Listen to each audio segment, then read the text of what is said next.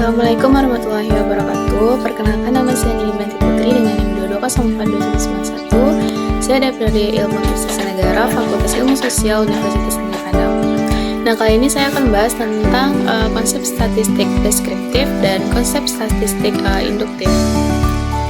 Yang pertama yaitu konsep statistik deskriptif, di mana statistik deskriptif adalah metode yang digunakan untuk mengumpulkan, mengklasifikasikan, meringkas, dan menyajikan data dengan cara yang informatif, yaitu dengan bertujuan yang pertama adalah untuk memberikan gambaran yang jelas tentang karakteristik data tanpa menarik kesimpulan atau generalisasi tentang populasi yang lebih luas. Dalam prakteknya, statistik deskriptif sering disajikan dalam bentuk tabel, grafik, atau diagram yang mempermudah pemahaman. Dan statistik deskriptif merupakan metode-metode yang berkaitan dengan pengumpulan penyajian data sehingga dapat memberikan informasi yang bermanfaat, yaitu penjelasan dari Walpole tahun 1965. Kemudian, pokok bahasan dalam statistik deskriptif yang pertama adalah distribusi frekuensi, di mana menunjukkan seberapa sering nilai-nilai yang muncul dalam dataset. Yang kedua adalah pengukuran tendensi sentral, di mana mencakup mean atau yang disebut juga dengan rata-rata, median atau yang disebut juga dengan nilai tengah, dan modus yang biasa juga disebut dengan nilai yang paling sering muncul. Yang ketiga adalah variabilitas, di mana mengukur sebaran data dengan menggunakan rank atau rentang, defisiensi standar, dan variance. Yang keempat adalah visualisasi data, yaitu penyajian data dalam bentuk histogram, diagram batang, pie chart, dan lain-lain. Selanjutnya yaitu contoh statistik deskriptif, yaitu saya mengambil contoh pada distribusi frekuensi, di mana sebuah kelas memiliki 50 siswa. Kemudian distribusi frekuensi siswa tersebut berdasarkan tingkat keterampilan bahasa Inggris. Yang pertama, tingkat 1 yaitu sangat baik, berjumlah 10 siswa. Yang kedua, tingkat 2 yaitu dikatakan baik, sebanyak 15 siswa. Yang ketiga, tingkat 3 yaitu cukup, berjumlah 15 siswa. Yang keempat, tingkat 4 yaitu kurang baik, yaitu berjumlah dengan 10 siswa. Dengan menggunakan grafik atau tabel, kita dapat melihat bagaimana siswa terdistribusi berdasarkan tingkat keterampilan bahasa Inggris.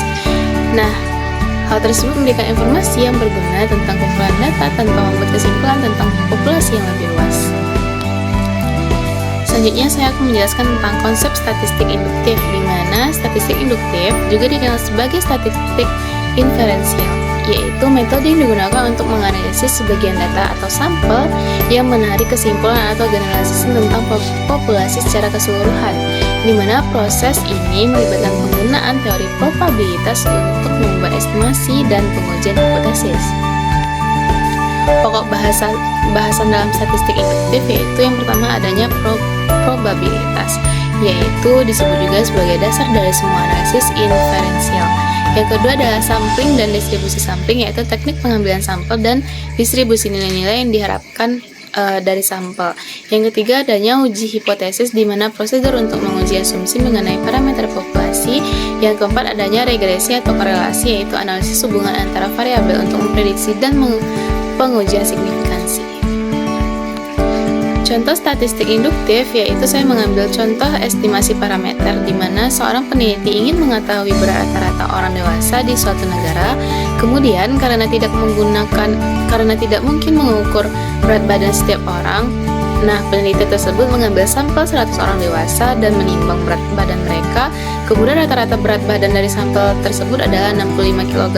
Dengan menggunakan statistik induktif, peneliti dapat membuat perkiraan bahwa rata-rata orang dewasa di negara tersebut sekitar 65 kg. Nah, dalam kasus ini kita menggunakan sampel untuk menaksir parameter populasi atau berat rata-rata yang membuat kesimpulan yang berlaku umum, di mana kesimpulan ini memiliki sifat yang tidak pasti karena hanya berdasarkan pada data dari sampel. Nah, apa sih perbedaan antara statistik deskriptif dan statistik induktif?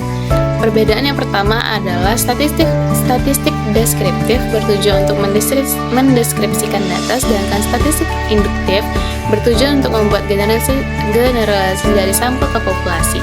Nah, yang kedua perbedaannya adalah statistik deskriptif tidak menarik kesimpulan tentang populasi, sedangkan statistik induktif melakukan estimasi berdasarkan sampel. Yang ketiga, perbedaannya adalah metode penyajian statistik deskriptif menggunakan tabel dan grafik, sedangkan statistik induktif melibatkan analisis lebih lanjut seperti uji hipotesis. Nah, dapat kita tarik kesimpulan bahwa kedua jenis statistik ini sering digunakan secara bersamaan dalam penelitian. Biasanya, analisis dimulai dengan statistik deskriptif sebelum beralih ke analisis inferensial untuk menarik kesimpulan yang lebih luas. Kedua metode ini saling melengkapi dalam penelitian, dengan statistik deskriptif memberikan gambaran awal yang statistik induktif menarik kesimpulan yang lebih luas. Oleh karena itu, keduanya harus ditempuh secara benar agar kita mendapatkan kegunaan yang maksimal dari statistika. Nah, sekian dari penjelasan saya tentang statistik deskriptif dan statistik induktif. Semoga bermanfaat. Apabila ada kesalahan, mohon maaf. Wassalamualaikum warahmatullahi wabarakatuh.